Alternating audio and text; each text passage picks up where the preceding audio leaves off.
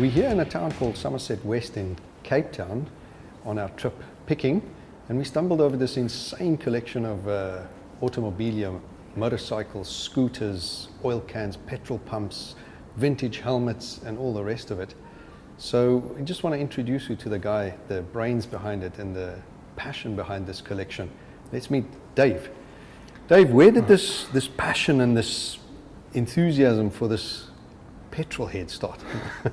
Basically, my dad used to ride a lot of old British bikes, so that's where it got me going, thinking about him and wanting to get the bikes that he had, then the bikes that we had when we were kids, and before you know it, we are. And how many years have been going? About 10, 15 years. Yeah, but you've amassed a huge amount. And the passion, the direction of this collection, is it Italian, is it British? Nah, anything that is unusual that I don't have, I must have. Yeah, but I see it's all encompassing, the attention to detail. You got from helmets to oil cans to petrol cans to fuel pumps to metal signs, perspex signs, double-sided, anything and everything. You got to have the whole lot, because it's part of what it used to be like in the old days and the bikes and stuff like that. You can't just have bikes.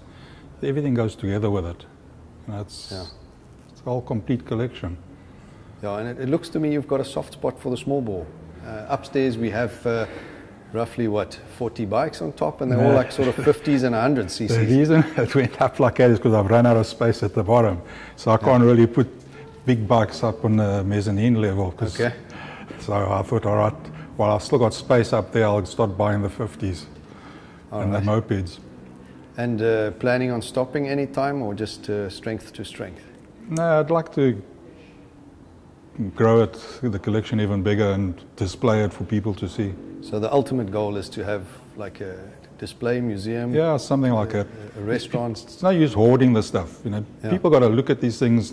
The youngsters got to see these old bikes and you want to share with the next generation? Yeah, exactly. Because what's the point of keeping them? It's just no point then. Awesome. Any advice for somebody who wants to start a collection? Where do you start? Just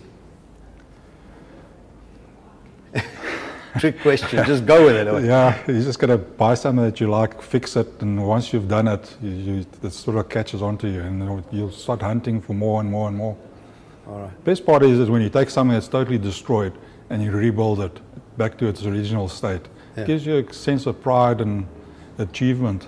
And the satisfaction. Yeah, and it'll be around for the next 100 years. You know, it's not something that will just disappear. And your collection, you really source overseas as well, internationally, not just South Africa? Most of it was local, but the local market's sort of being exported, and you just can't get it anymore. So now it's... You're bringing it back in? Bring some in that's affordable. So it just depends, you know, what it costs, because the price with exchange rate, there isn't too much you can afford anymore as well. So that's exchange rate's a bigger factor for restoring and collecting these bikes.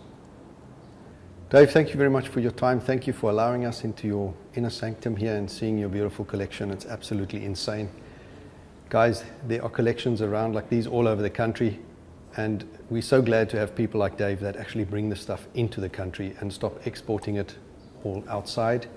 We want to see it, we want to enjoy it, and people like Dave will bring it back to us that we can have a cup of coffee together and enjoy these gems. So please support them and start your own collection. Don't give up on the past, don't throw away, don't discard, restore it. If you like what you've seen, remember to click like and subscribe, and follow us on Route 21 Garage.